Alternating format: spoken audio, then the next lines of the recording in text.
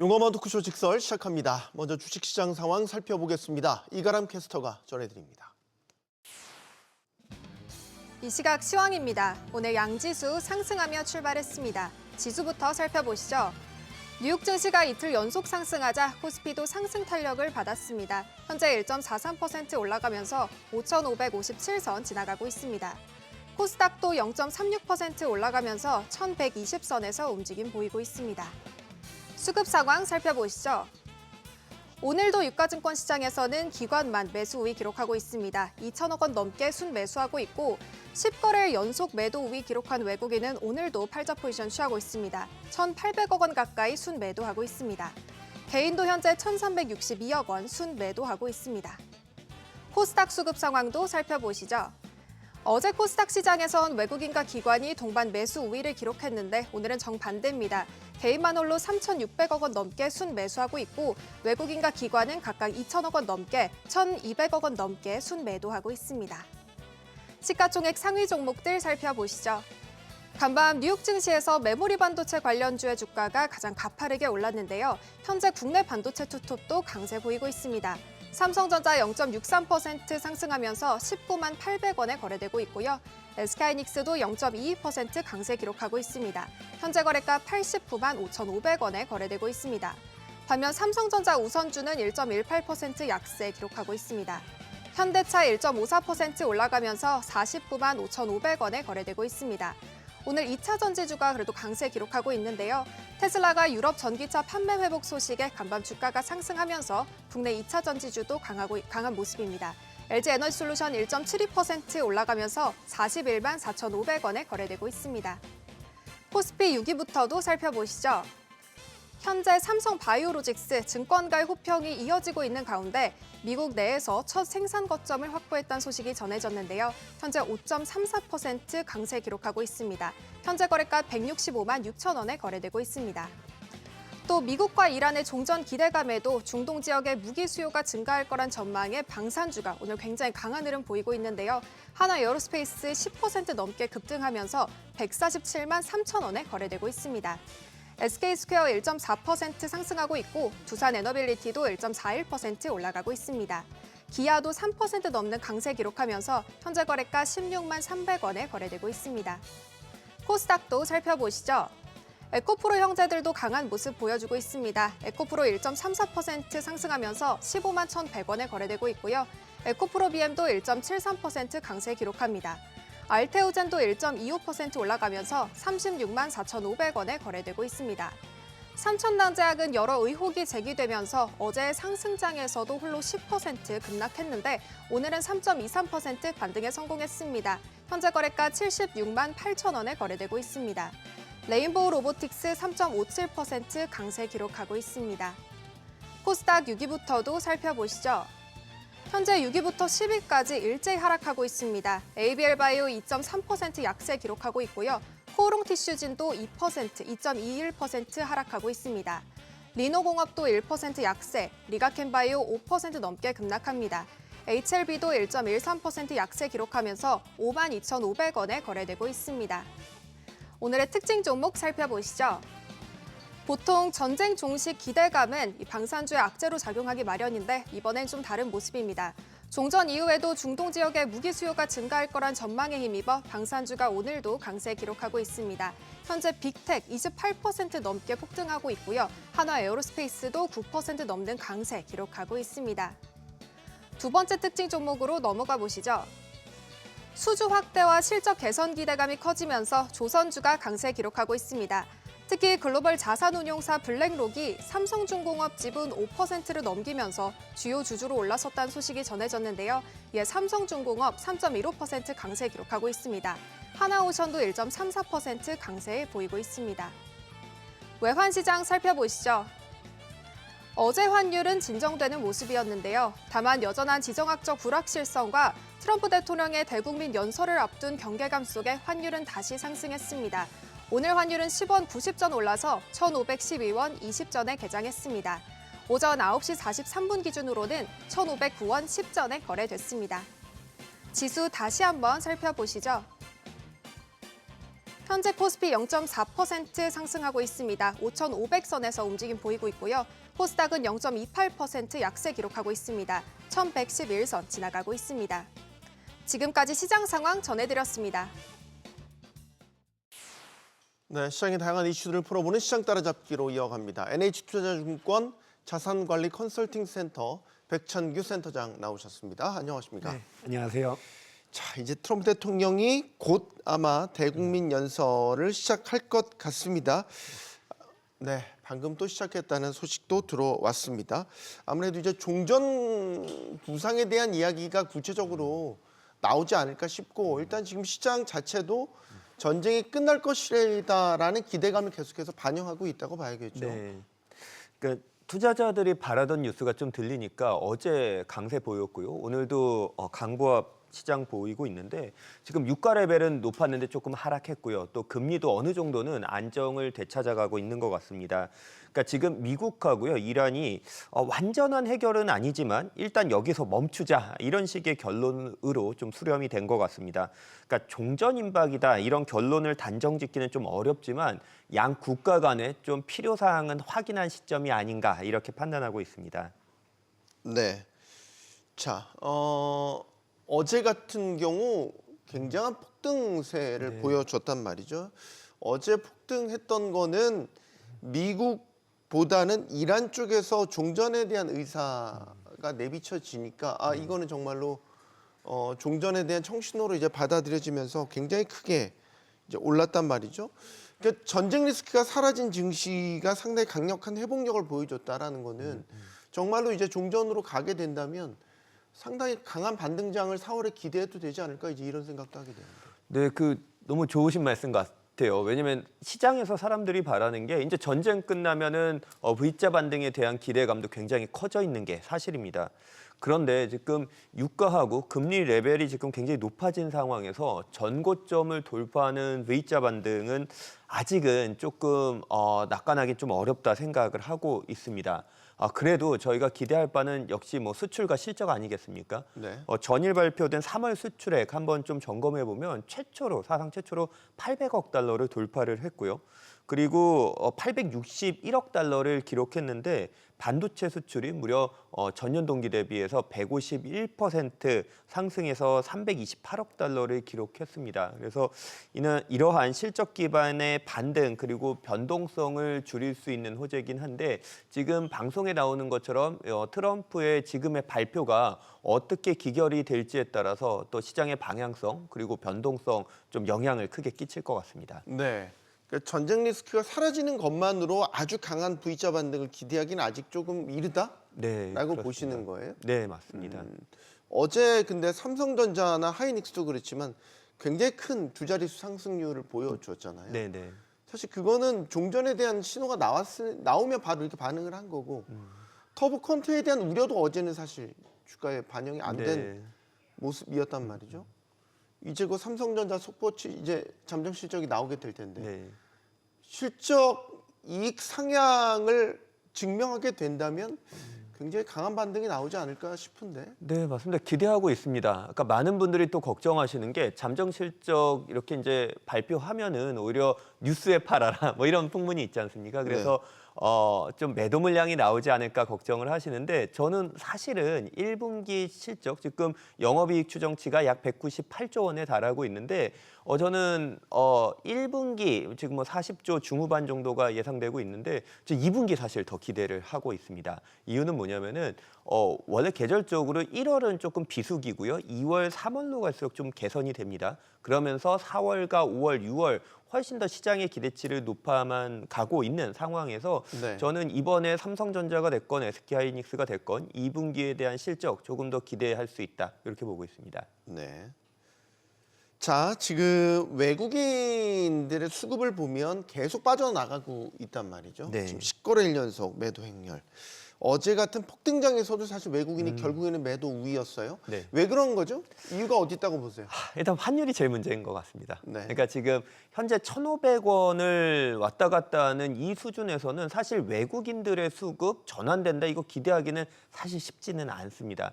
그래서 지금 한번 보신다면은 환율과 외생 변수, 전쟁이라는 것들이 조금 진정이 되어야 그래야지 외국인들의 수급 전환을 좀 기대해 볼 수 있다 이렇게 보고 있고요. 그럼 또 이런 얘기도 있습니다. 이번 상승에서는 주체가 바뀌었다.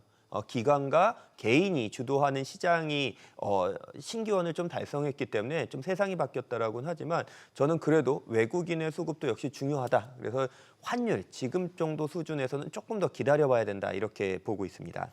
환율 말고 다른 요인이 뭐가 있을까요? 예를 들어서 예전에 그 외국인 수급이 꽤 이제 매수세가 강하게 들어왔을 때 사실 환율이 뭐 되게 낮은 떨어진 상태는 아니었거든요. 근데 그때는 이제 사실 반도체의 이익 상향을 보고 삼성 하이닉스를 집중적으로 매수했던 시기도 있었잖아요. 네, 맞습니다. 그러니까 이제 환율만 우리가 변수로 놓고 외국인 수급을 판단할 수는 없을 것 같고.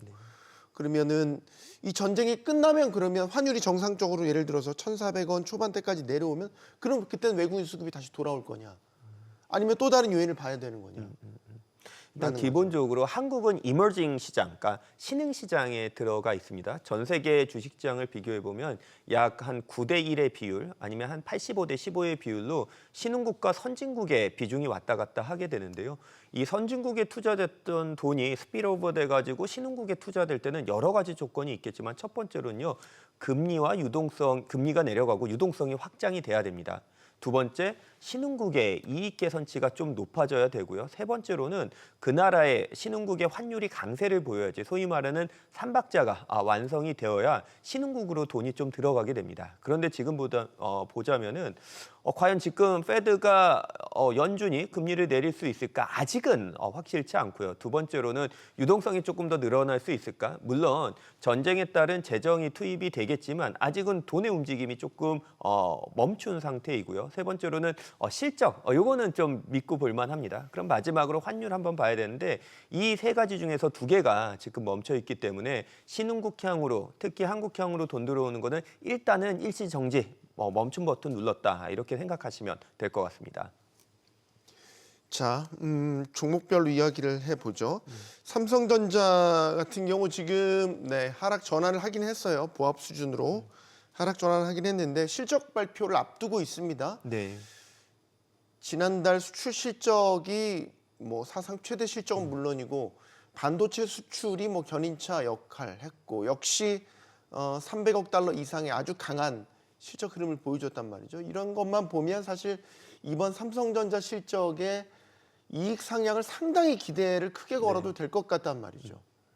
그러니까 이렇게 보시면 될 것 같아요.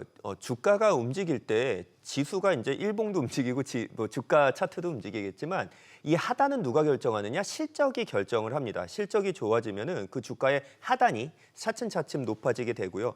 반면에 금리가 내려가서 할인율이 조정받고 밸류에이션 멀티플이 높아지면 주가의 고점을 결정하게 됩니다. 그러면 이번 실적에 대한 관점 이렇게 보시면 될 것 같습니다. 주가 고점을 만들기보다 일단은 주식의 하단을 점진적으로 높여가는 기회가 되지 않을까 보고 있고요. 그리고 최근에 좀 걱정했던 게 있어요. 주가가 많이 내려갔을 때 터보컨트에 대한 기술력으로 향후 메모리 반도체에 대한 이 장밋빛 실적과 기대감이 꺾이는 거 아니냐 이런 생각을 하고 있는데 터보컨트는 아직까지는 기술 발표 수준이라고 보고 있고요. 한 달이 지나게 된다면은 이 시장에서 터보컨트로 인한 메모리 반도체의 하락을 논하는 사람들의 숫자는 굉장히 빠르게 줄어들 것이라고 보고 있습니다. 네. 그러면은 삼성전자도 실적 발표를 앞두고 있고 지금 전쟁 발발 한 달째 이 사이에 이제 주가가 조정을 꽤 많이 받았단 말이죠. 반도체 대형주들이. 그럼 재진입할 수 있는 기회가 열렸다고 보세요? 저는 충분히 있다라고 보고 있습니다. 사실 저희 회사 같은 경우에서는 전쟁 시작 초기 한 주에 제가 분할 매수에 대한 콜을 드렸었는데 그때는 이제 지수와 반도체에 대한 콜을 드렸었거든요. 특히 이게 실적이 기반이 됐을 때는 패닉셀이 나오고 반등이 될 때 좀 빠른 회복 탄력성을 보이고 있습니다. 실제로 전쟁이 끝난 뒤에 그런 흐름을 보이고 있었고요. 그리고 두 번째로는 실적에 대한 기대감이 1분기보다는 2분기에 많다. 두 번째로는 정책 모멘텀이 2분기에 더 크다라는 점 때문에 아직은 저는 기회를 엿보고 있습니다. 메모리 사이클에 대한 피크아웃은 아직 걱정할 때가 아닌가요?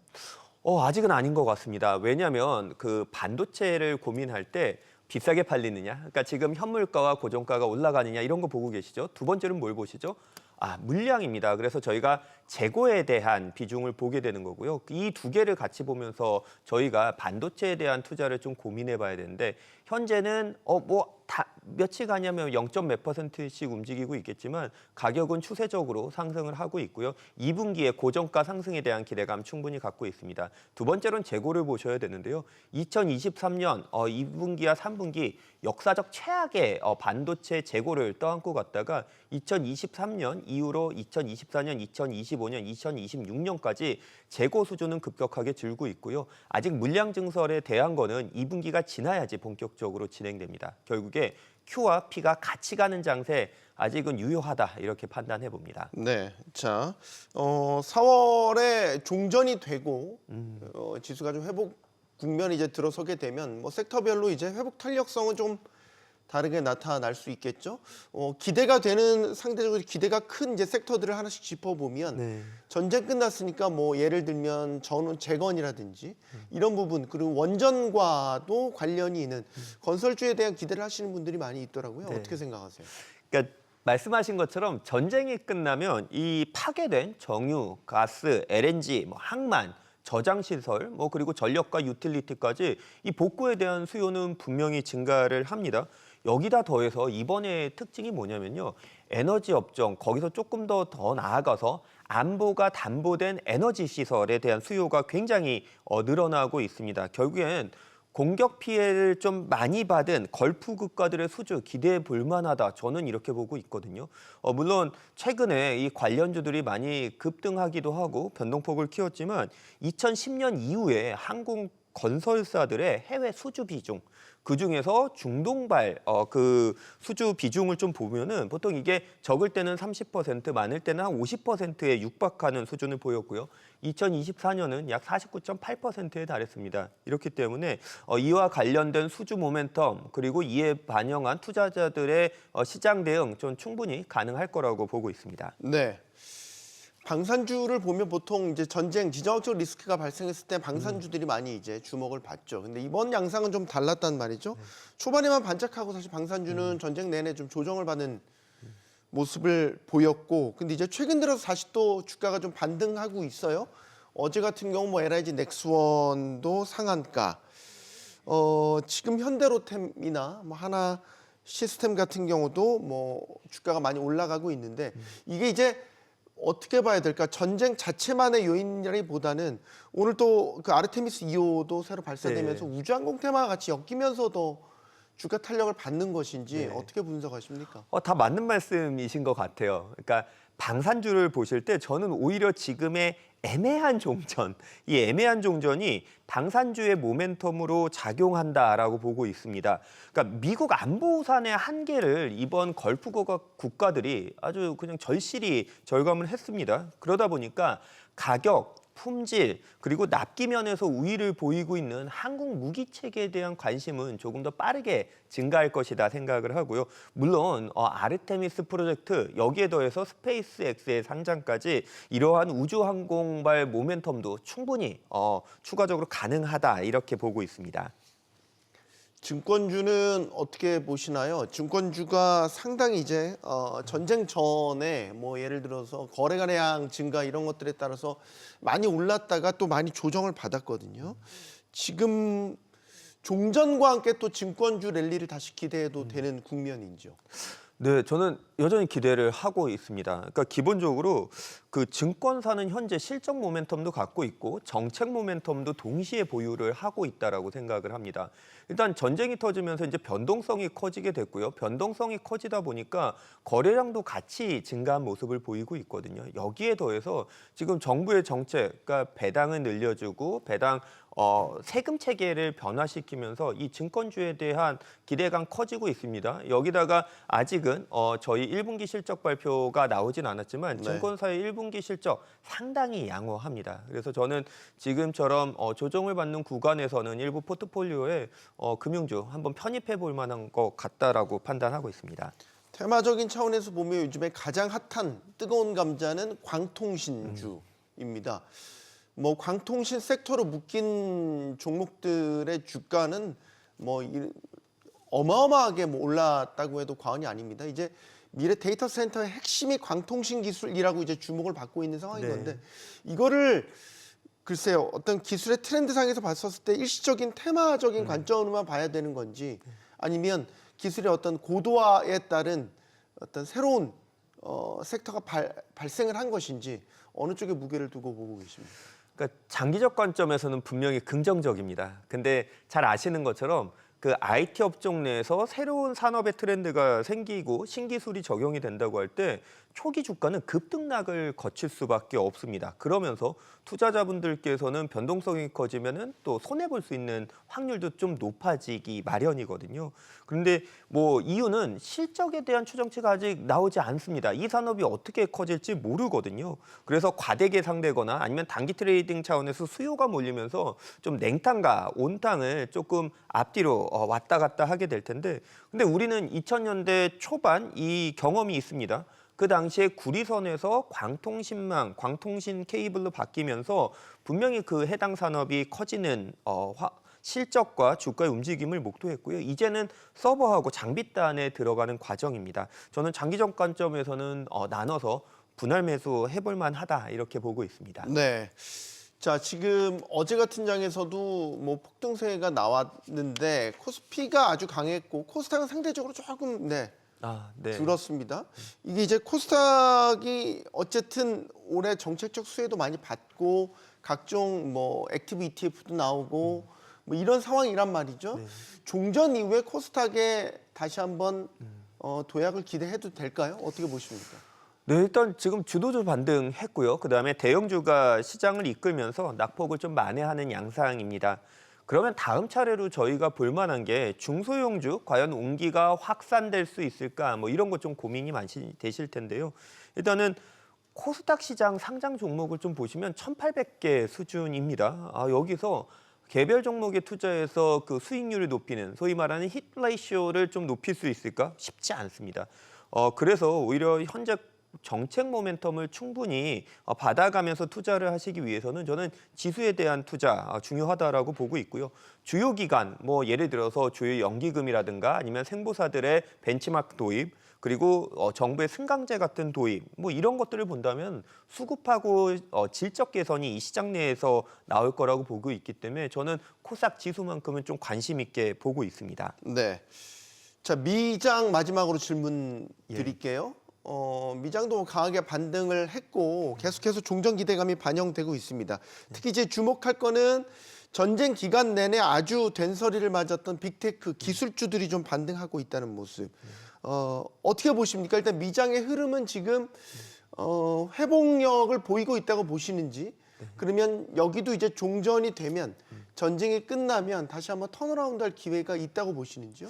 네, 저는 아직까지는 가능하다라고 보고 있습니다. 이유는 크게 세 가지가 있는데요. 첫 번째로는 미국 경기 전망치를 보면은 아직까지는 꺾이지 않았고 특히 1분기, 2분기, 3분기, 4분기까지 꾸준하게 YOY 전년 동기 대비 성장률은 좀 좋아질 거고요. 두 번째로는 일단 실적입니다. 경기 다음에 실적을 보셔야 되는데 일단 실적 같은 경우에는 지금 추정치 높아져 가고 있고 S&P 500 지수 자체로는 300불을 돌파하는 최초의 해가 될 거라고 보고 있습니다. 네. 지금 상황에서 우리 국내 서학개미들은 이 미장 투자 비중을 좀 줄이고 국장 투자를 늘리는 게 낫겠습니까? 이게 포트 조정을 어떻게 하는 게 낫겠습니까? 네, 일단 이제 시작을 봤을 때 저희가 상반기까지는 서학개미에서 동학개미로의 전환 좀 긍정적이다 보고 있습니다. 실적 모멘텀과 정책 모멘텀의 상반기에는 미국보다는 한국이 조금 더 괜찮고요. 반면에 연말로 갈수록 미국의 실적과 정책 모멘텀이 조금 더 확대되고 그다음에 환율 자체도 미국 쪽에 좀 유리할 수가 있기 때문에 상반기와 하반기를 좀 분리해서 보신다면 좀 긍정적으로 보고 있습니다. 네, 시장 따라잡기 여기서 마무리하겠습니다. NH투자증권 자산관리 컨설팅센터 백창규 센터장이었습니다. 고맙습니다.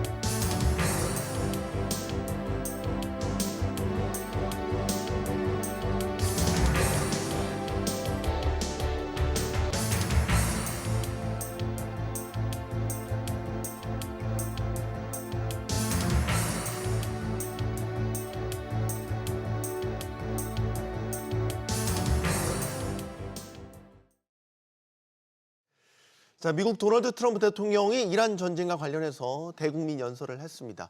자, 벌써 한 달 넘게 끌고 왔던 전쟁이 중대 분수령을 맞았는데요. 그동안 중동 리스크로 불확실성에 휩싸였던 금융시장에도 변화가 생길지 지금부터 짚어보겠습니다. 함께해 주실 세 분 모셨습니다. 서강대 왕선택 대우교수 나오셨고요.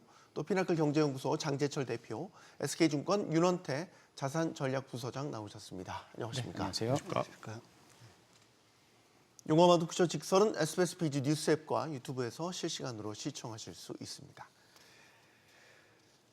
트럼프 대통령이 앞서 2, 3주 내에 전쟁이 끝날 것으로 발언을 한 뒤에 오늘 또 대국민 연설을 했습니다. 일단 연설 내용에 이목이 집중될 수밖에 없었습니다. 이란과의 전쟁에서 사실상 승리했다라는 이제 승전에 대한 메시지도 전했고 아직 끝나지 않았다. 이란을 더 강하게 타격할 수도 있다. 이란에 대한 엄포도 놨습니다. 연설 내용을 일단 어떻게 보셨는지 교수님 여쭙고 싶습니다. 네, 트럼프 대통령 연설 한 20분 정도 진행이 됐는데 제가 시간을 보니까 17분에서 18분 정도는 승리했다, 압도적인 승리를 했다라는 메시지가 강하게 들어가 있고요.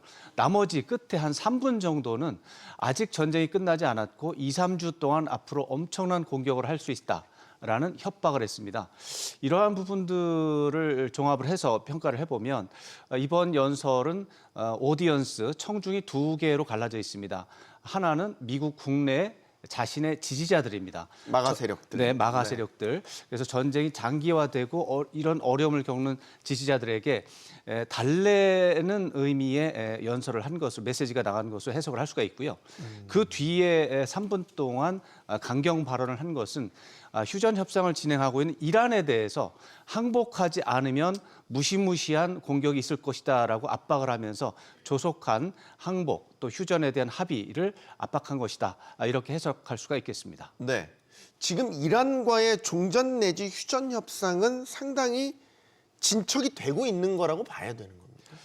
워낙에 어려운 협상이기 때문에 진척이라는 말이 무엇을 의미하는지에 대한 기준점이 다릅니다. 지금은 높은 수준의 합의를 기대할 수는 없고요. 협상이 이루어지기만 해도 어느 정도는 기대감을 가질 수 있는 상황이라고 볼 수가 있는데 직접 협상은 아직 되지 않고 있는 것으로 파악이 됩니다. 직접 협상은 안 되고 간접 협상입니다. 파키스탄 그리고 중국이 후원하는 제3자 중개가 이루어지고 있고요. 거기에 중요한 것은 미국의 부통령 JD 벤스가 간접적으로 참여하고 있다는 내용이 어제 오늘 동안 흘러나오고 있습니다. 이것들은 조기 종결을 주장하는 JD 벤스가 협상 국면에 참여했다는 것을 의미하는 것이고 트럼프 대통령이 조기 종결에 대해서 의지가 일부나마 있다라는 것을 보여주는 것이어서 저로서는 종전에 대한 2, 3주 이내에 종전할 수 있다라고 하는 트럼프 대통령의 말에 대해서 어느 정도 의미 부여가 가능하다 이렇게 생각합니다.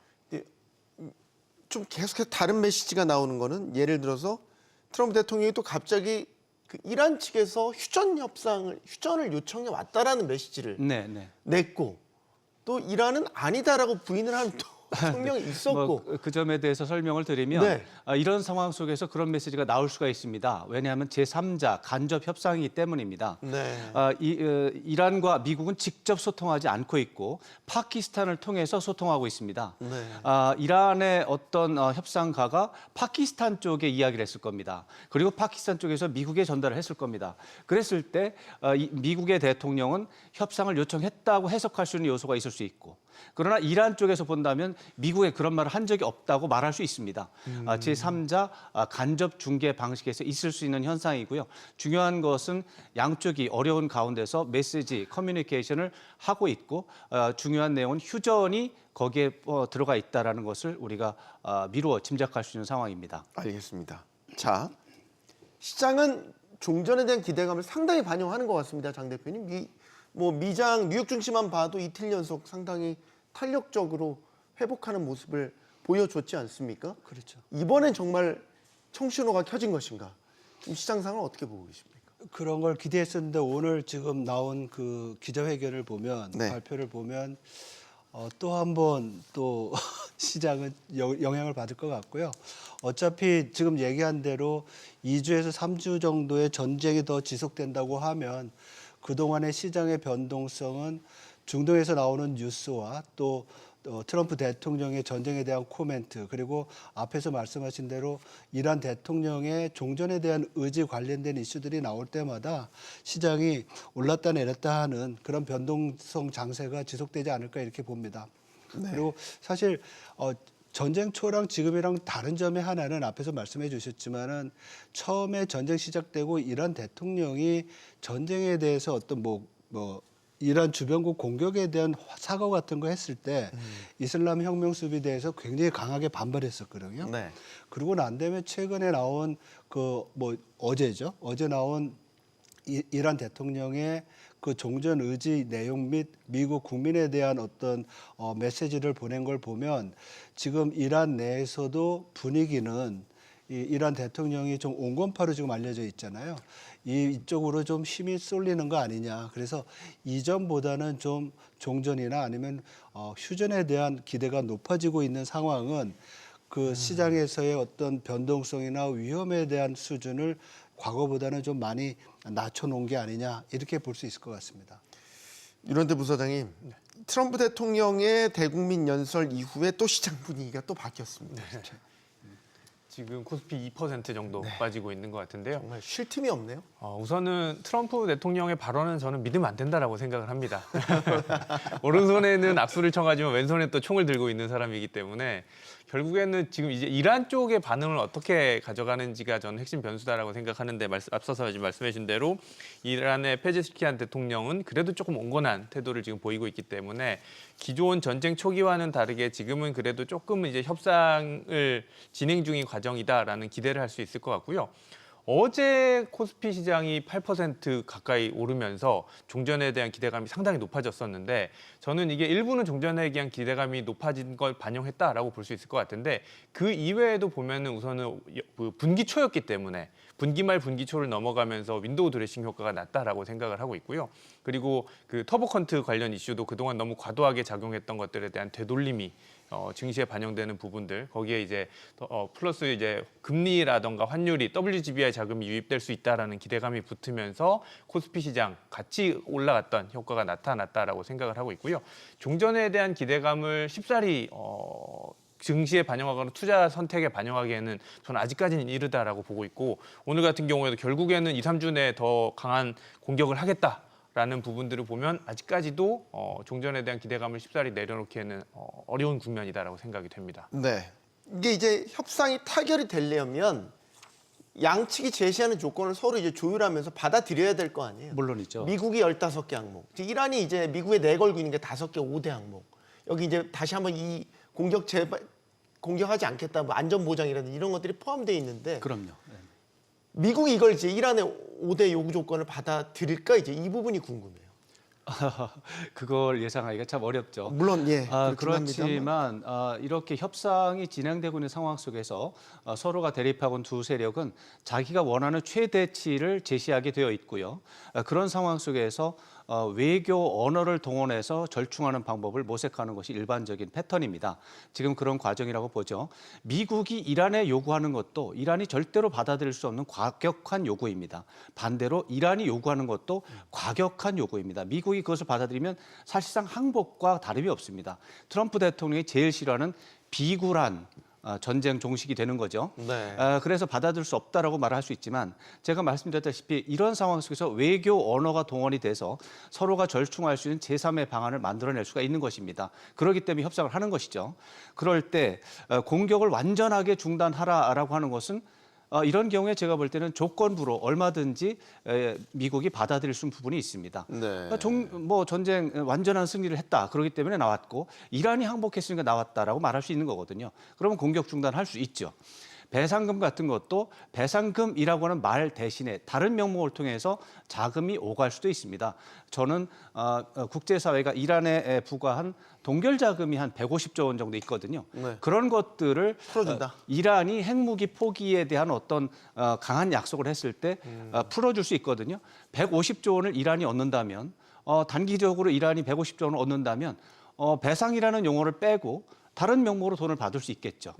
이런 식으로 또 이란 주변에서 이란을 도와주는 이제 대리 세력이 있지 않습니까? 네. 프록시 세력에 대해서 이제 건드리지 마라라고 하는 것도 이란의 요구인데 그런 것들도 조건부로 뭐 예를 들어 프록시 세력들이 전쟁 행위를 도발하지 않는다면 받아줄 수 있다. 이런 식의 협상을 할 수가 있거든요. 그런 의미에서 협상은 여전히 가능한데 다만 트럼프 대통령이 생각하는 그래도 멋있는 모습으로 전쟁을 종결하고 싶다라고는 이 부분을 맞출 수 있을 것인가 이런 것에 좀 관심을 둘 필요가 있어서 현재 외형적으로 보기는 매우 어렵지만 협상은 여전히 가능하다 이렇게 생각을 합니다. 호르무즈 해협에 대해서는 지금 현재 미국의 정확한 입장이 뭡니까? 원래는 통제권을 다시 가져오겠다는 강한 의지도 내비쳤었는데 작전이 수행이 안 됐어요, 결국. 점점 물러서더니 이제는 그냥 속된 말로 나 몰라라 하는 식으로도 얘기를 하고 있거든요. 네, 오늘 대국민 연설 메시지를 보면 호르무즈하고 미국은 관련이 없다.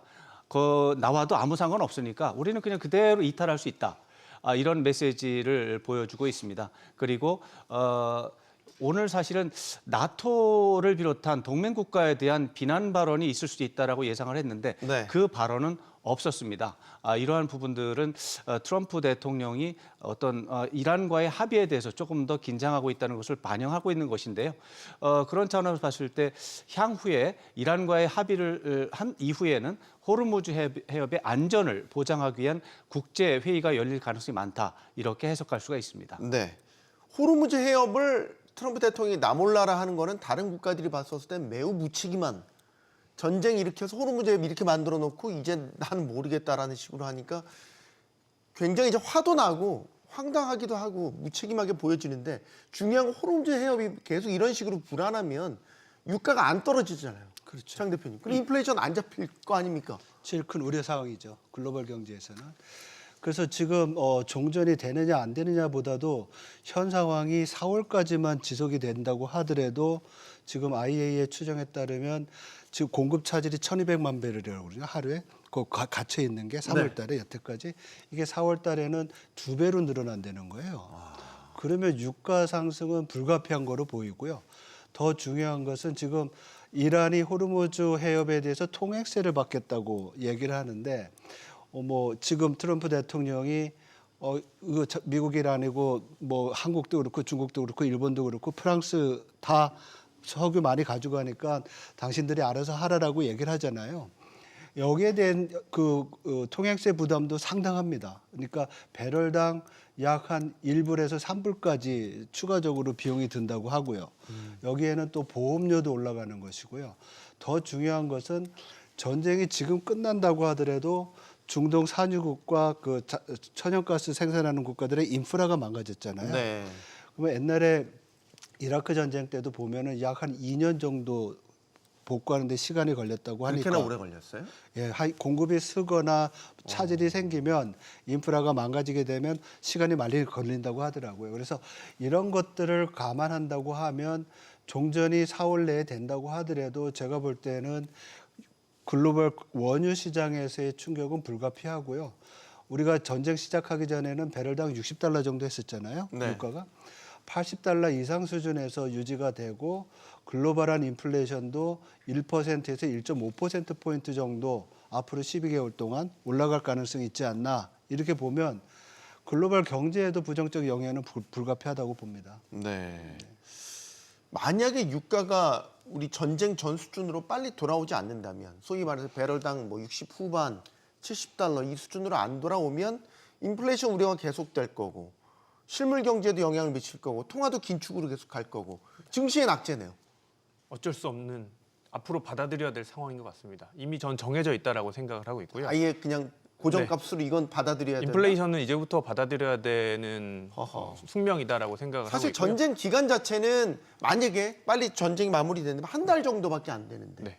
그런데도 그 인플레이션 여파가 상반기까지는 유지가 될 것 같습니다. 오늘 한국의 소비자 물가 지수가 발표가 됐는데요. 2.2%로 발표가 됐습니다. 네. 생각보다는 낮았어요. 전월이 2.0%였고요. 2.2%로 저는 한 2.4에서 2.5까지 나오지 않을까라고 생각을 하고 했었는데 농산물 가격이 빠지면서 유가의 상승분을 조금 만회시켜주는 그런 모습이었었고요. 미국도 다음 주에 아마 CPI가 발표가 될 텐데 3월 CPI는 상당히 높게 나올 것 같습니다. 그리고 PCE 같은 경우에도 지금까지 나온 PCE, 1월 PCE가 나왔기 때문에 3월 PCE는 5월에 발표가 되는데요. 네. 1월 PCE가 2.8로 발표가 됐었는데 5월에 발표되는 3월 PCE 같은 경우에는 3.5에서 4%까지도 오를 수 있지 않을까라고 저는 생각을 하고 있어서 그렇게 된다라면 물가에서부터 촉발되는 주가의 부담, 금리의 부담, 거기에 대해서 이제 기준금리에 대한 긴축 우려들 상반기까지는 유지될 수밖에 없다라고 생각을 하고 있고요.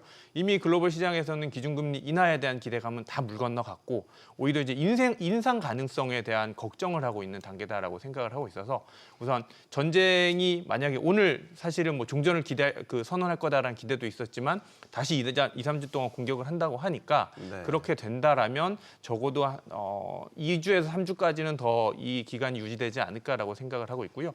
그렇게 된다라면 고유가가 당장만 놓고 보더라도 지금 3월 초부터 4월까지는 $100 정도는 유지되지 않을까라고 생각을 한다라면 지금부터 3월, 4월, 5월 소비자 물가 지수라든가 인플레 압력은 당분간 지속될 수밖에 없다라고 생각이 됩니다. 네. 지금 말씀드린 부분이 맞는 것 같아요. 왜냐하면 네. 지금 미국의 가솔린 갤런당 $4 $4 돌파했죠. 경유는 $6 넘었다고 하고요. 그리고 최근에 발표한 OECD 경제 전망에 따르면 미국 소비자 물가 올해 4%로 전망했더라고요. 그러니까 인플레이션은 갈수록 좀 더 높아지는 그런 게 지금의 기본 시나리오다. 이렇게 전망할 수 있을 것 같습니다. 그러면 미국도 그렇지만 계속 인플레이션이 지속 상승 압력이 있다라는 거는 결국 경기 침체 확률도 높아진다라고 봐야 되는 거예요. 근데 이번에 그 OECD 전망을 보면 다행히 미국 경제 성장률에 대한 수정은 없었어요. 인플레이션이 높은 거로 봤고 사실 이번에 나온 어제 나왔죠. 그 소비자 그 소매 판매를 네, 보면 뭐 예상치 웃돌았죠. 예상치 웃돌고 ISM 지수도 괜찮은 부분이 나왔는데 ADP 민간 고용도 괜찮았고요. 예, 근데 이게 지금 전쟁이 시작되고 나기 전에 데이터든지 아니면 직후의 데이터라서 이 전쟁에 따른 유가 충격이 충분히 반영되지 않았다는 부분이 있습니다. 그래서 물론 오늘 트럼프 대통령도 그 대국민 연설에서 그 재정 정책의 부양에 따른 경기가 강해질 거라는 얘기를 했었지만은 네. 이런 어떤 정부 정책에 의해서 전쟁으로 인한 부정적인 요인이 소멸될 수는 있지만 더 중요한 것은 우리 11월 그 중간 선거도 그렇고 미국도 그렇고 한국도 그렇고 국민들이 제일 우려하는 것은 물가입니다. 물가가 올라가게 되면 생산이나 성장이 좀 유지가 된다고 하더라도 구매력이 약화될 수 있기 때문에 네. 소위 말해서 생활 형편이 나빠지잖아요. 네. 이 부분을 간과하지 않을 수 없을 것 같아요. 예. 자, 지금 종전에 대한 기대감이 일어나고 있기는 한데 이제 미국 입장에서는 이제 이스라엘과 같이 일으킨 전쟁 아니겠습니까? 그럼요. 예. 그럼 이제 우리 생각에는 지금 얘기하고 있는 트럼프 대통령의 종전에 대한 입장, 2, 3주 안에 끝낼 거다. 네.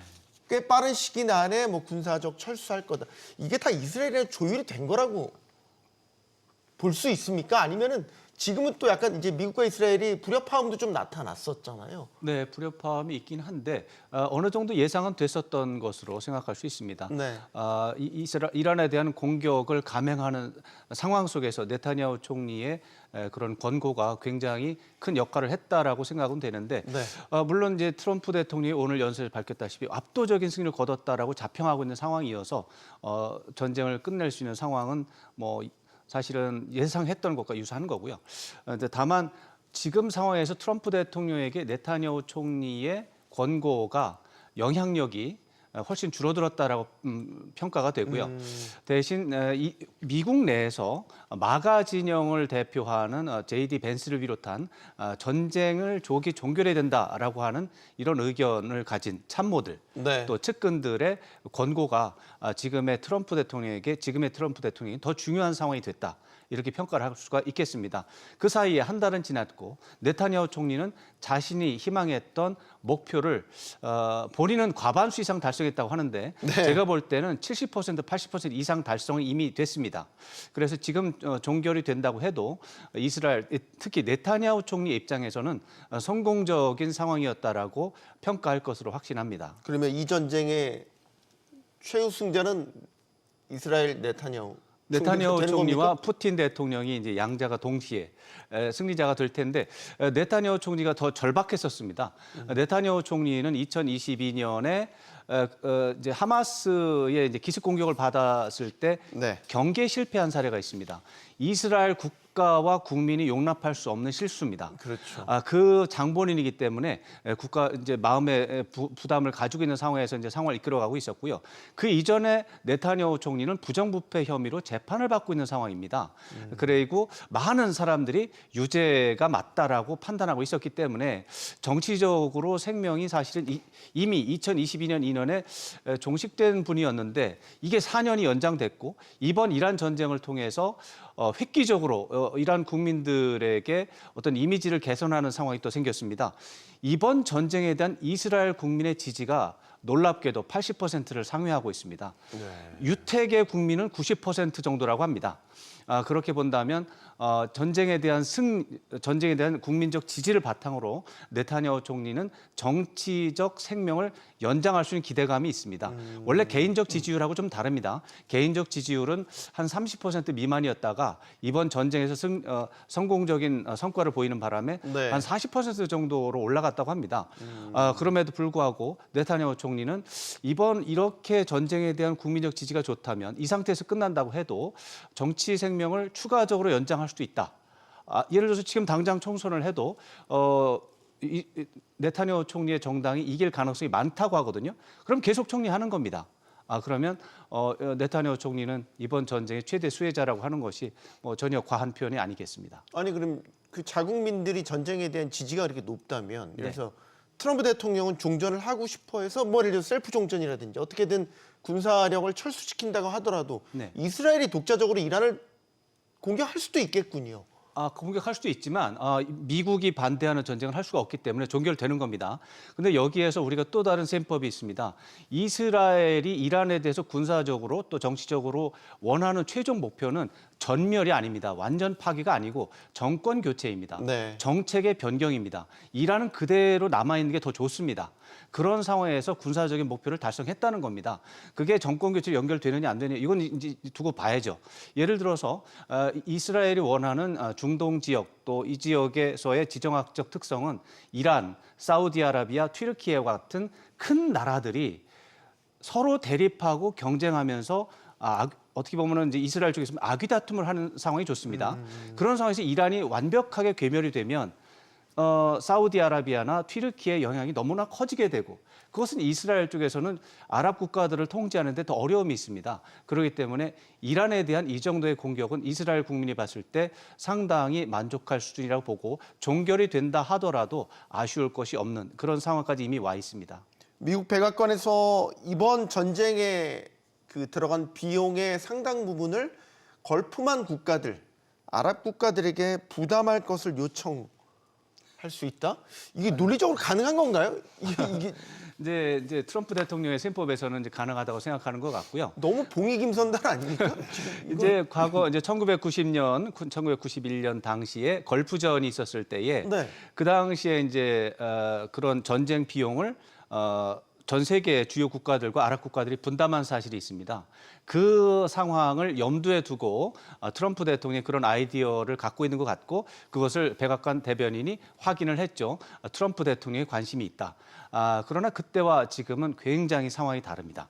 그때는 이라크가 쿠웨이트라고 하는 아랍 국가를 공격을 해서 강점을 한 상태입니다.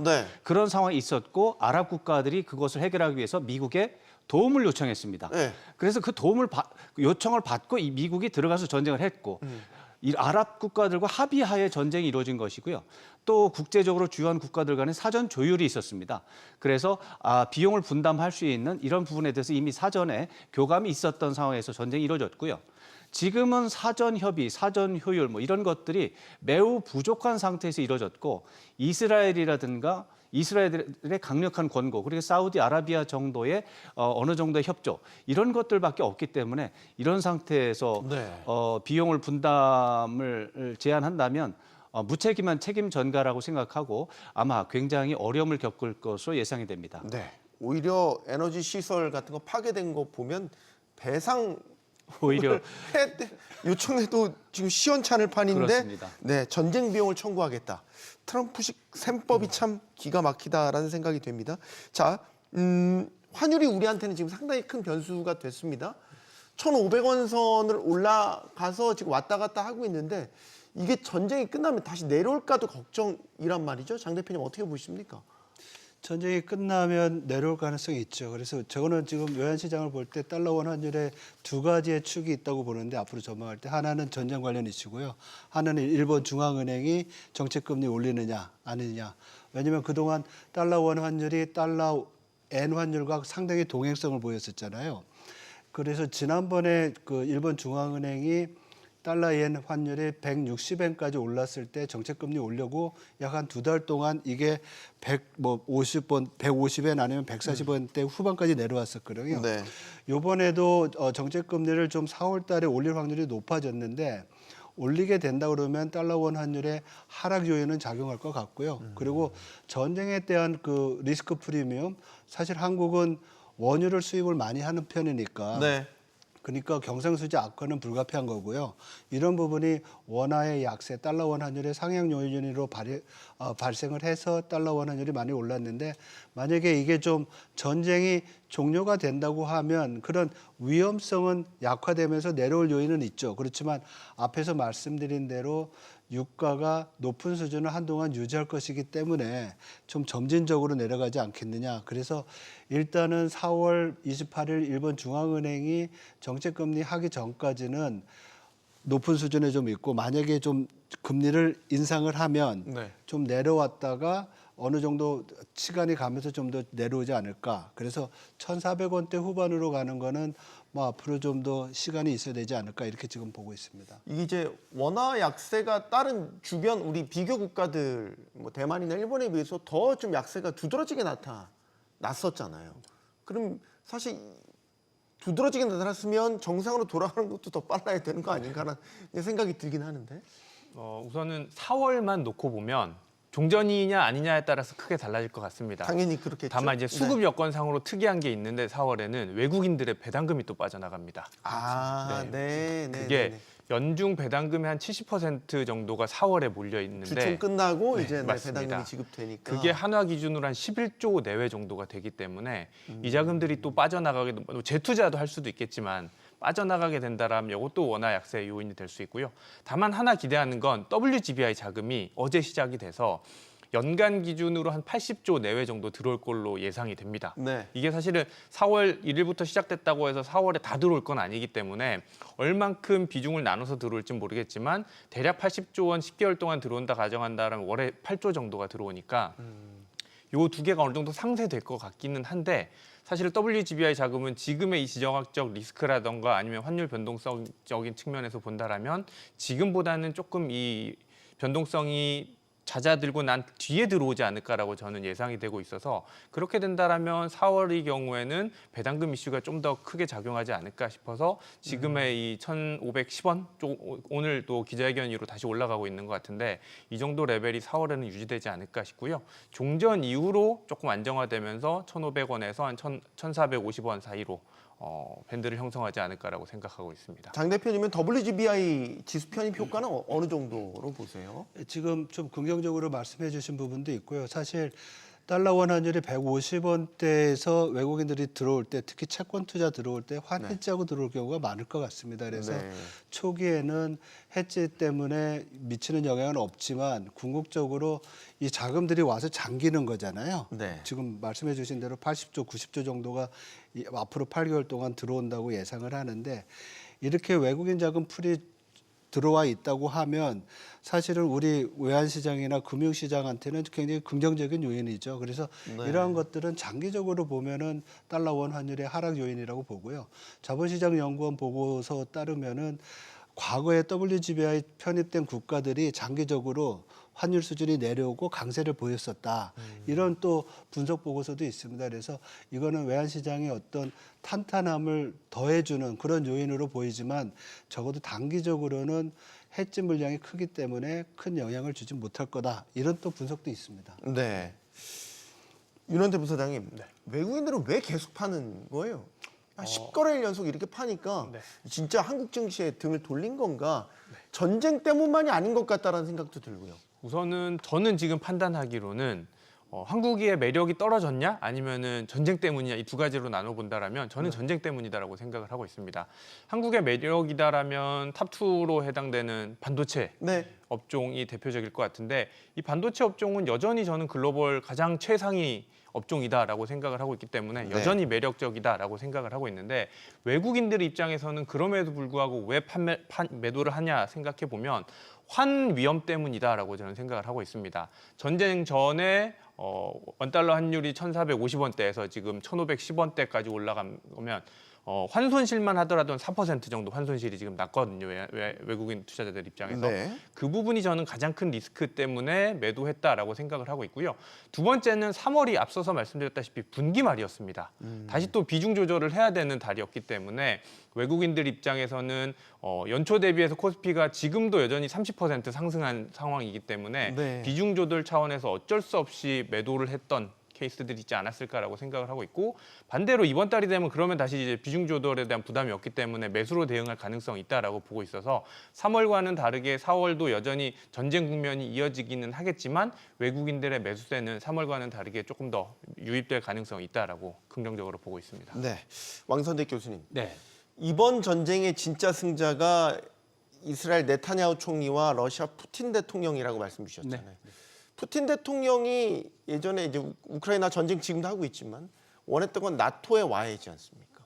북대서양 조약기구 나토가 지금 트럼프 대통령이 유럽 국가들이 굉장히 강한 불만을 제기하고 나토를 탈퇴할 뭐 이런 가능성을 막 내비치고 있지 않습니까? 실제로 일어날 수 있는 일이라고 보십니까?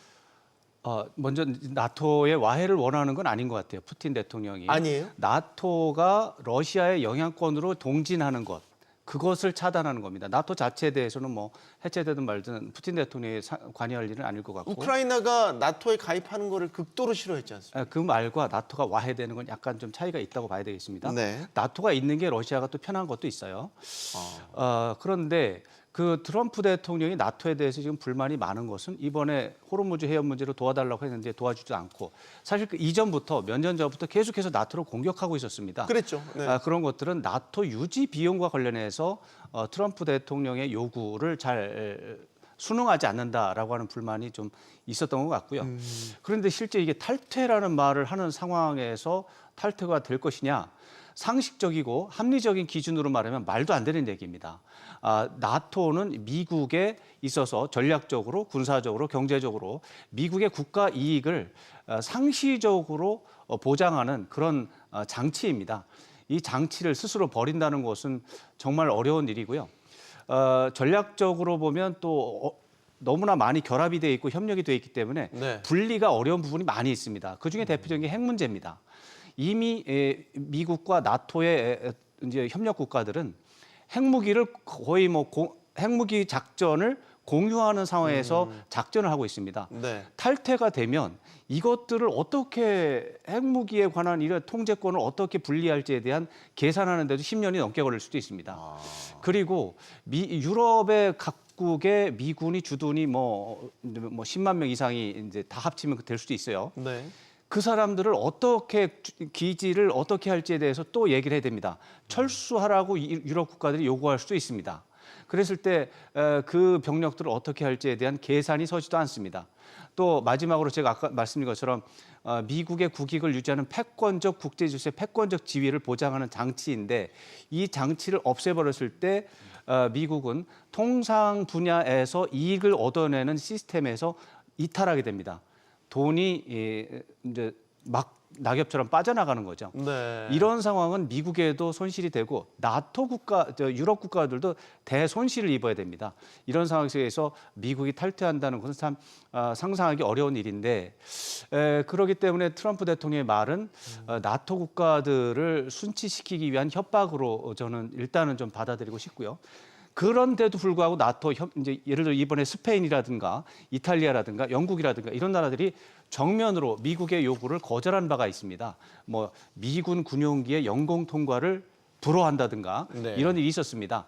이런 일이 이루어진다면 어쩌면 트럼프 대통령은 나토 탈퇴 카드를 꺼낼 수도 있겠다. 이런 생각도 해보는데 그것은 2차적인 상황이고요. 1차적으로는 유럽 국가들을 압박시키는 그런 효과, 그런 목표가 더 크다고 분석할 수 있습니다. 의회가 동의하겠습니까? 나토 탈퇴에 대해서 네, 그 안 할 점도 것 있습니다. 같은데요?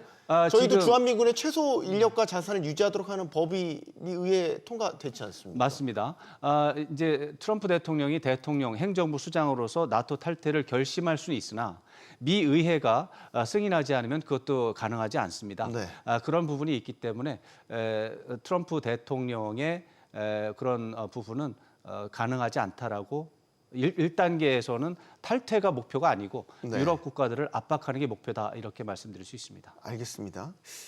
제가 이거 하나 추가 질문 드리고 싶은데 어제 월스트리트저널 단독 보도로 나온 게 아랍에미리트 연합 UAE가 지금 호르무즈 해협을 봉쇄를 풀기 위해서 군사 작전에 가담할 수도 있다라는 이제 아랍 관계자들의 말을 빌려서 단독 보도가 나왔어요. 네. 얼마 전에 중동 6개 국가도 참전권을 이유로 이 전쟁에 참전할 수 있다라는 의사를 간접적으로 내비쳤고 네. 사우디아라비아도 지금 미군이 철수하는 거에 대해서 이제 조율이 안 됐고 계속해서 밀어붙이길 원한다는 이제 이런 메시지도 전해졌단 말이죠. 네. 미국이 이렇게 어정쩡하게 군사를 이 중동 이란에서 뺀다면 이게 중동 국가들이 가만히 있을까 이 생각도 하게 되는데 뭐 지금 호르무즈 해협에 대해서 예를 들면 대표적으로 봉쇄가 정확하게 해소가 안 됐지 않습니까? 해소는 안 됐지만 이제 원래 원인이 미국과 이스라엘이 이란을 공격했기 때문에 그거에 대해서 이란이 버틸 수 있는 마지막 생존 수단이 미국과 이스라엘에 대한 직접 반격은 어려우니까 할 수 없이 주변 국가들의 미군 기지를 공격하는 방식으로 이전이 된 것이죠.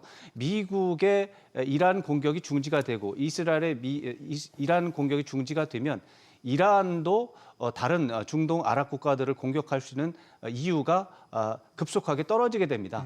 그런 부분이 있기 때문에 아랍 국가들, 특히 UAE 같은 경우에 엄청난 공격을 받았는데도 네. 그동안 반격을 삼가한 겁니다. 반격을 해봐야 그 이후의 상황은 더 나빠지기 때문인 거죠. 그래서 기대하는 것은 뭐 미국과 이란이 협상을 해서 합의점을 도출한 다음에 질서 있게 종전을 하는 것이 제일 좋은 시나리오가 되겠고요. 아랍 국가들과 사우디 정도 되는 나라들이 참전이라든가 이런 말을 거론하는 것은 이란 내에 어떤 온건파들에게 좀 더 힘을 실어주는 메시지일 가능성도 있다고 봅니다. 이란도 지금 현재 강경파와 온건파로 나뉘어서 내부적으로 조율이 필요한 상황이기 때문에 아마도 이런 것들은 미국과의 합의가 필요하다라고 하는 이란 내 온건파들에게 힘을 실어줄 수 있습니다. 네. 자, 제롬 파월 연준의 의장이 이번 주 하버드에서 네, 그 강의에 참석을 했죠. 근데 이제 메시지가 상당히 주목을 받았던 건 일단 금리 인상에 대해선 가능성 낮다. 선을 그었다는 말이죠. 그렇죠. 근데 이제 연준 내에선 굉장히 지금 금리 인상에 대한 논의가 활발하다고 또 전해지고 있단 말이죠. 그럼 이제 통화 정책이 어떻게 갈 거냐. 이제 또 케빈 체제로 바뀌게 되는데 더 불확실성이 짙어졌어요. 진짜 복잡한 셈법이 이제 작동해야 될 것 같습니다. 왜냐하면 기본적으로 전쟁 이전에는 연준이 뭐 한 번 아니면 2번 내린다고 했다가 그 이후에는 지금 내년 중반까지 금리 동결하는 거로 시장에서 예상을 하고 있잖아요. 네. 이런 상황인데 앞에서 말씀드린 대로 인플레이션 자체가 높아지는 상황이고 OECD 전망이 맞는다고 하면은 성장의 약화가 나타나지 않고 그러면 뭐 경제 활동은 되면서 물가가 높아지는 거잖아요. 네.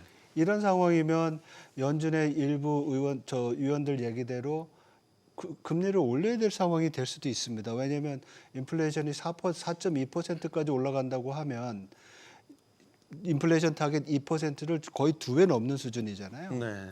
그러니까 금리 올려야 되는데 문제는 뭐냐면 이렇게 높은 그 물가 하에서 성장이 유지가 될까 이런 문제거든요. 네. 그러면 다시 우리가 또 스태그플레이션에 대한 얘기를 안 할 수가 없는 겁니다. 그러니까 시간이 가면서 3분기, 4분기 정도까지 인플레이션 압력이 높은 상황이고 경기에 대한 우려가 생기면 그때는 또 오히려 금리 인하에 대한 얘기가 또 나올 수도 있습니다. 그래서 네. 당초는 좀 호키시하게 금리를 올리거나 아니면 상당 기간 동안 금리를 동결할 거로 봤었지만은 이게 물가가 4%까지 물가 상승률이 올라간다고 하면 경기에 대한 우려도 커지지 않을까 이런 생각을 합니다. 그래서 연준 내에서 금리 그 어떤 향방에 대한 논의가 상당히 많이 다양하게 인상, 동결, 인하 이런 쪽으로 갈려 나갈 것 같아요. 그래서 무엇보다도 새로 이제 케빈 해시가 연준 의장이 되면 지도력을 엄청 잘 발휘해야 되지 않을까 이런 생각을 합니다. 네. 되게 힘든 상황에서 연준을 이제 의장 자리를 이제 물려받게 됐단 말이죠.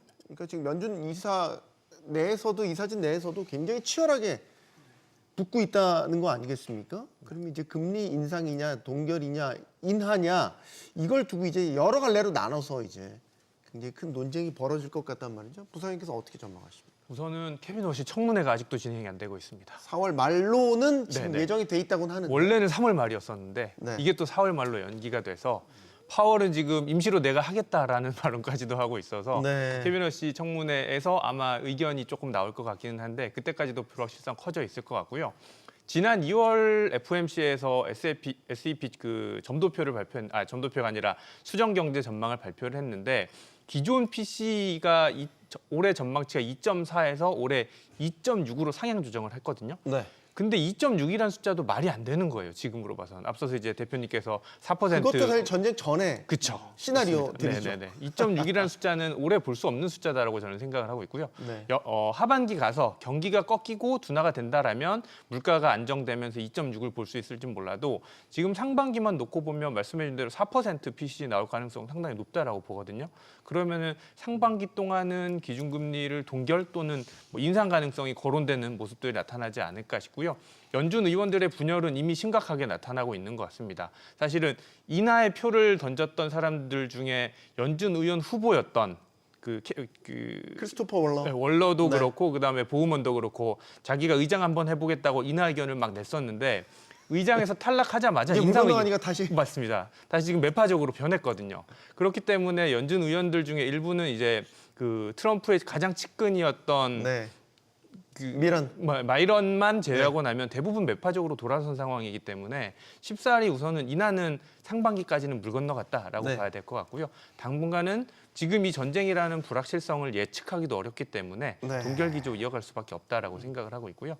하반기가 되면 뭐 물가 안정이라던가 아니면 고용에 대한 둔화가 확인이 된다라면 인하 하반기도 사실 3분기보다는 4분기 쪽에 가까울 것 같은데 미국의 경기가 꺾였다 또는 고용이 심각하게 부진하다 그러면 4분기 정도는 인하 가능성이 있지 않을까 생각하고 있습니다. 사실 부사님이랑 저랑 좀 약간 통한 게 제가 크리스토퍼 월러 이사가 이제 입장이 좀 바뀐 게 생각이 났거든요. 그러니까 월러가 돌아섰다라는 거는 연준 내에 그래도 긴축 쪽에 좀 더 이제 무게가 실리는 쪽으로 이제 논의가 이어지는 것 아닌가라는 이제 생각을 하게 돼서 그 질문을 사실 드리려고 했었어요. 근데 사실 그 연준 그 내에서 통화정책 결정을 할 때 많은 사람들이 의사를 얘기를 하잖아요. 볼 때는 정치적인 입장이라든지 압력 때문에 잠깐 흔들릴 수는 있을 것 같아요. 하지만은 기본적으로 통화정책이 장기적인 시계 내에서 이루어지는 거고 그동안에 일어날 수 있는 가능성에 대한 전망 하에서 또 결정을 해야 되기 때문에 제가 볼 때는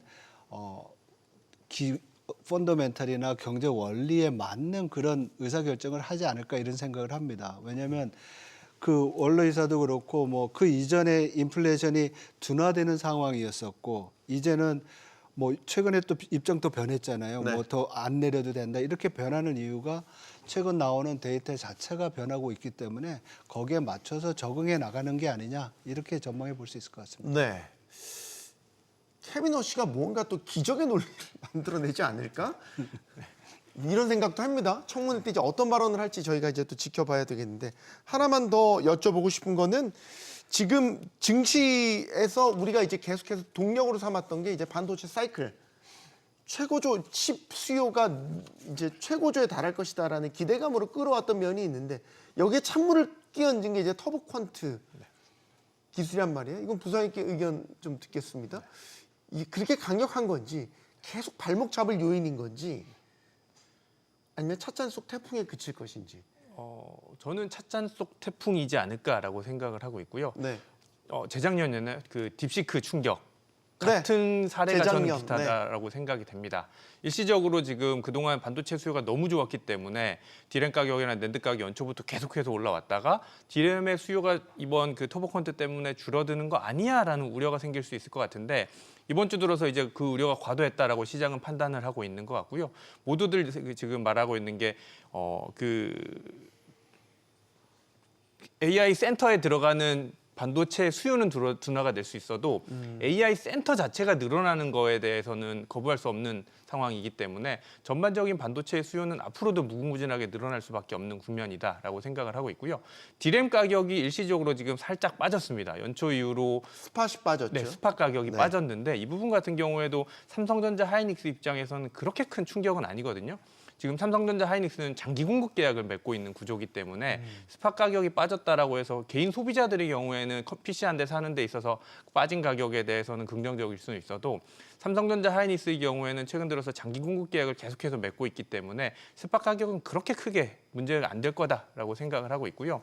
이제 조만간 삼성전자 하이닉스 1분기 실적 발표가 나오는데 1분기 실적 발표 상당히 좋을 것 같습니다. 모든 사람들이 그렇게 예상을 하고 있을 것 같은데 지금 보수적으로 보더라도 1분기 실적 삼성전자 한 35조 원, 하이닉스 30조 원 정도 네. 보고 있는 상황이기 때문에 그 정도다라면 외국인들 입장에서도 다시 한번 이제 종전 또는 외환 시장이 안정화된다라면 다시 또 눈여겨볼 만한 종목이지 않을까 싶습니다. 장 대표님도 그렇게 보세요. 이제 미국 같은 경우도 기술주 빅테크들이 많이 빠졌다가 최근에 반등하긴 했지만 여전히 예를 들어 사모대출 부실이라든지 과도한 인프라 투자에 대한 어떤 우려들은 계속해서 남아 있는 거잖아요. 그러니까 시장 두 가지로 봐야 될 것 같습니다. 그러니까 산업에 대한 전망은 밝지만 산업 주위에 있는 환경, 금융 환경 자체 우리가 파이낸셜 컨디션이라고 얘기하는데 그 자체는 시간이 갈수록 좀 더 긴축적이고 좀 힘들어질 가능성이 있습니다. 왜냐하면 금리 내려올 금리가 안 내려오고 장기 금리는 인플레이션 기대 때문에 높아지고 있는 상황이고 주식시장에는 안 좋은 요인이죠. 그렇지만 우리가 지금 뭐 반도체에 대한 이슈에 대해서 고민을 하는 것처럼 이 터보 퀀트 이거에 대한 기술이 어떻게 보면은 우리가 우려하는 것처럼 수요를 파괴하는 것이 아니라 궁극적으로는 비용 절감을 통해 가지고 시장 지배력이 시장이 커지는 거잖아요. 이렇게 우리가 본다고 하면 네. 저는 긍정적인 요인이라고 보고요. 그리고 앞으로 이런 기술은 계속 나올 것 같아요. 효율화 기술은 뭐 계속 네. 나올 겁니다. 그래서 나오는 거에 대해서 일희일비하지 않고 시장의 어떤 방향이라든지 기술의 방향 이걸 보면은 저는 AI뿐만 아니라 반도체 시장에 대해서는 적어도 2027년 이때까지는 좋은 전망을 가지고 있는 게 낫지 않나 이렇게 보고 있습니다. 네. 왕 교수님, 네. 트럼프 행정부의 임기가 지금 얼마나 남았습니까? 한 2년 반? 3년 가까이 3년 가까이 남았나요? 네. 이게 이번 트럼프 대통령 이번 전쟁을 선택한 게 트럼프 행정부의 운명을 어떻게 좌우할까요? 이제 미국에서는 인기도 많이 떨어졌고 전쟁에 그렇죠. 대한 반대 여론도 이제 세니까 네. 이 전쟁을 슬기롭게 빠져나오지 못하면 맞습니다. 조기 레임덕에 빠질 수도 있다라는 이제 분석들이 나오고 있어서 네, 충분히 그런 분석이 나올 수가 있습니다. 지금 상황이 가장 최근에 나온 지지 여론조사를 보면 네. 지지율이 33%로 나왔습니다. 이게 이제 사상 최저라는 것도 이제 트럼프 대통령 기준으로 사상 최저라고 하는 것도 있지만 지금의 미국 정치의 지형도가 정치 양극화가 극심한 상황이다라는 생각을 해본다면 네. 심각한 숫자입니다. 정치 양극화가 심각하다면 대통령이 무슨 잘못을 해도 40% 밑으로 내려가기가 어렵다는 뜻입니다. 콘크리트 지지율. 그렇죠. 네. 정책을 잘한다 못한다 합리적인 계산에 의해서가 아니라 진영 논리를 적용하기 때문에 40% 밑으로는 절대로 내려가지 않는다라고 하는 믿음이 있는 거죠. 실제로 그런 현상이 지금 나타나고 있는 거죠. 그런데 33%라고 하는 것은 40%를 한참 내려온 숫자이기 때문에 네. 견고한 지지층이 흔들리고 있다. 아. 이것은 11월에 공화당에 충성스러운 유권자들이 공화당 후보들을 찍지 않을 수도 있다라는 두려움으로 바로 연결이 됩니다. 그러면은 트럼프 대통령이야 뭐 다음 선거에 크게 관심이 없을지라도 공화당 하원 의원들이나 이번에 선거를 치르게 되는 상원 의원들은 매우 관심이 많을 것이고 지금 그런 것들 때문에 불만들이 들어가서 오늘 이제 트럼프 대통령이 대국민 연설도 20분 중에서 한 17분 정도를 대국민 달래기 발언을 했다 이렇게 생각이 됩니다. 네. 그런데 여기에서 이란과 앞으로 2, 3주 정도 남은 기간에 이란과 합의를 통해서 휴전 합의를 해서 질서 있게 상황을 종료를 하고 주가와 유가를 안정시킬 수 있는 전망이 생기면 레임덕은 저는 중간 선거 이후로 미뤄질 것이라고 생각이 되고요. 잘만 하면 그 이후에도 레임덕이 안 올 수도 있습니다. 왜냐하면 진영 논리가 너무 극대화되어 있기 때문에 네. 중도층이나 반대편에서 아무리 반대를 해도 40% 정도는 계속 지지하기 때문입니다. 트럼프 대통령이 그걸 노리고 있는 것이죠. 그러나 만약에 휴전 합의가 없이 트럼프 대통령이 일부 시사했듯이 합의 없이 일방적으로 그냥 빠져나오는 겁니다. 그렇게 되면 아랍 국가들은 여전히 이란과 교전을 할 수도 있고 네. 그렇게 되면은 유가와 주가가 안정이 될 수가 없죠. 그러면은 레임덕에 대한 우려가 더 커지는 건 분명하고요. 세 번째 시나리오가 있습니다. 이탈하지 않고 계속 남아서 장기화되면서 지상군까지 연결이 되는 그런 아비 교환이 나올 수도 있습니다. 그러면은 그거는 조기 레임덕이 확실히 예상된다 이렇게 볼 수가 있겠습니다. 알겠습니다. 누구도 원하지 않은 전쟁을 한 것 같다라는 느낌을 지울 수가 없습니다. 하지만 중요한 건 이 종전에 대한 메시지가 미국과 이란 양측에서 나오니까 보셨지 않습니까? 증시가 폭발적으로 반등했습니다. 전쟁 리스크가 사라진 증시가 이렇게 강력한 모습을 보여줍니다. 그렇기 때문에 미국과 이란이 실제 질서 있는 종전에 이르게 된다면 또 증시가 빠른 회복력을 보일 수 있고 실물 경제도 빠르게 돌아올 수 있다는 희망을 가져봅니다. 토론 마치겠습니다. 여기는 모든 경제가 모이는 SBS 비즈입니다. 시청해주셔서 고맙습니다.